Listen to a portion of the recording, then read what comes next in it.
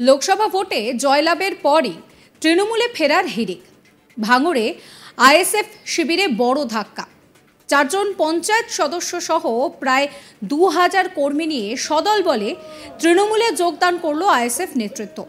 ভাঙড় 2 নম্বর ব্লকের চালতাবেরিয়া অঞ্চলের আইএসএফের 4 জন পঞ্চায়েত সদস্য ক্যানিং পূর্বের বিধায়ক শওকত মোল্লার হাত ধরে তৃণমূল কংগ্রেসে যোগদান করেন।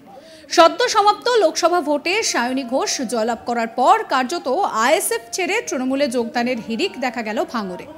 শওকত মোল্লার দাবি, আগামী দিনে আরও যে সমস্ত আইএসএফ নেতৃত্ব রয়েছে সবাই একে একে তৃণমূলে যোগ দেবে। শোনাবো আপনাদের কি বলছেন তৃণমূল বিধায়ক শওকত মোল্লা।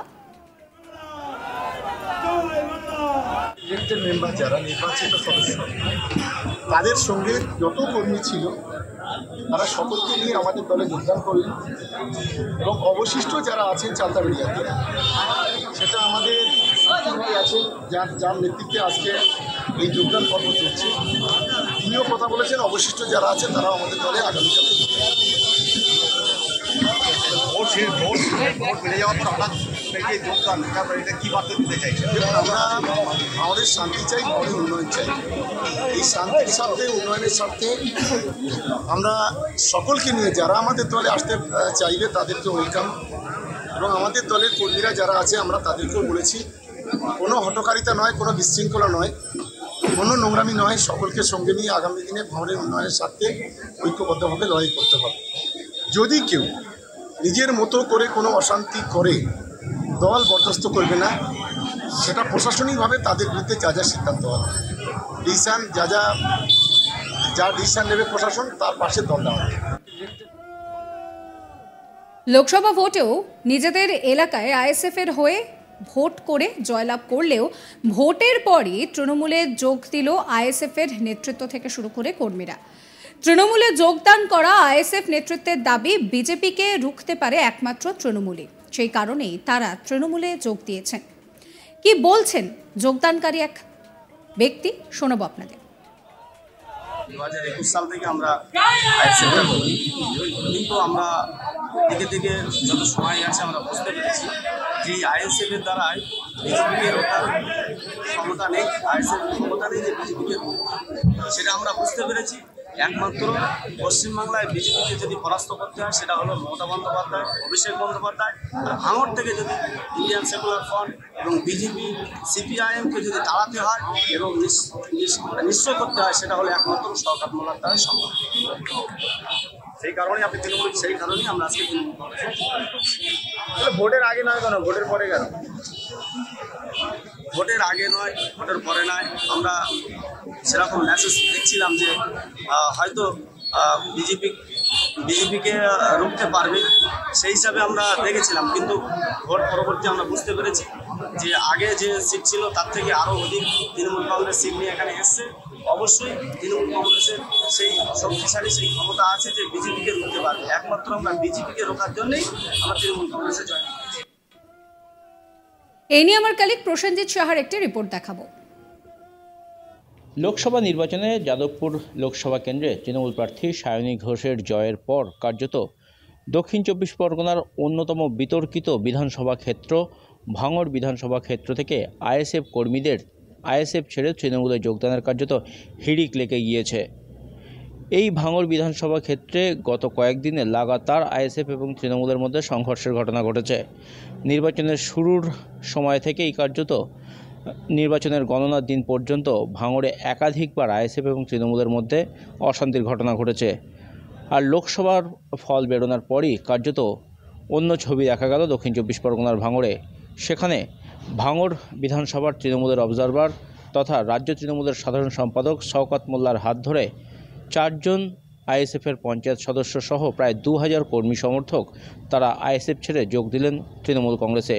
বুধবার সন্ধ্যায় ভাঙড়ের চালতাবেড়িয়া এলাকার ঘটনা এবং সেখানে শওকত মোল্লার হাত ধরে কার্যত আইএসএফ থেকে তৃণমূলে যোগ দিলেন এই বিপুল পরিমাণ কর্মী সমর্থক। এদের মধ্যে 4 জন পঞ্চায়েত সদস্যও রয়েছেন। গত পঞ্চায়েত নির্বাচনের সময় থেকে আমরা লক্ষ্য করেছি দক্ষিণ 24 পরগনার এই ভাঙড় বিধানসভা এলাকায় আইএসএফ এবং তৃণমূলের মধ্যে ব্যাপক অশান্তির ঘটনা ঘটেছে, একাধিক প্রাণহানিরও ঘটনা ঘটেছে। আর সেই পঞ্চায়েত নির্বাচনের রেশ কার্যত ছিল লোকসভা নির্বাচনেও। নির্বাচনের দিনক্ষণ ঘোষণা হওয়ার সাথে সাথেই ভাঙড়ে লাগাতার আইএসএফ এবং তৃণমূলের মধ্যে অশান্তি হয়েছে। অন্যদিকে নির্বাচনের যেদিন ফল ঘোষণা হবে সেদিন সকালেও কার্যত আইএসএফ এবং তৃণমূলের মধ্যে একাধিক জায়গায় অশান্তির ঘটনা ঘটেছে ভাঙড়ে।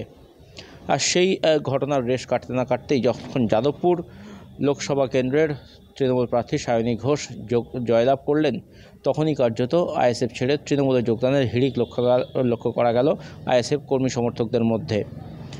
যারা আইএসএফ ছেড়ে তৃণমূলে যোগদান করলেন তাদের দাবি যে বিজেপিকে একমাত্র রুখতে পারে তৃণমূল কংগ্রেসই, আর সেই কারণেই কার্যত তারা আইএসএফ ছেড়ে তৃণমূল কংগ্রেসে যোগদান করছেন।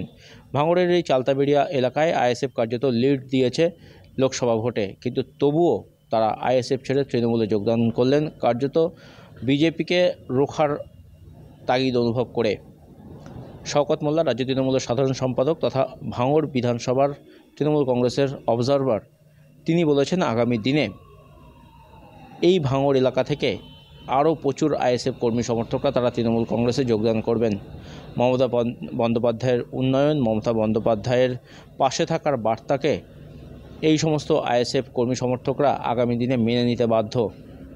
আর আইএসএফের নাম করে এই যে নওশাদ সিদ্দিকী এলাকায় বারে বারে সন্ত্রাস ছড়াচ্ছে, বারে বারে এলাকায় উত্তেজনা ছড়াচ্ছে, সাধারণ আইএসএফ কর্মীদেরকে লেলিয়ে দিচ্ছে, বোমা তৈরি করতে বাধ্য করাচ্ছে এবং সেই নিয়ে এলাকায় অশান্তি ছড়াচ্ছে, এবং সেই কারণেই নওশাদ সিদ্দিকীকে অবিলম্বে গ্রেপ্তার করা উচিত বলেও শওকত মোল্লা আরও একবার দাবি করেছেন।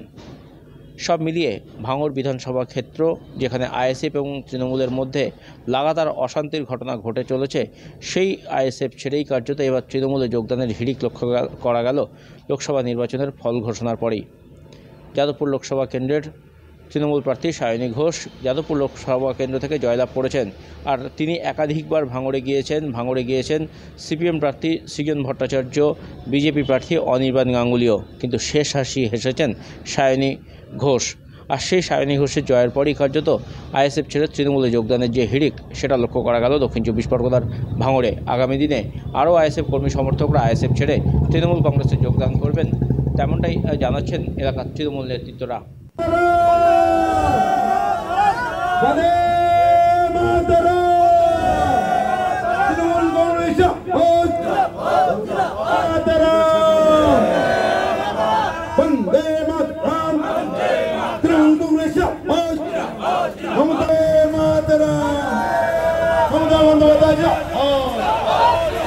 অভিষেক বন্দ্যোপাধ্যায়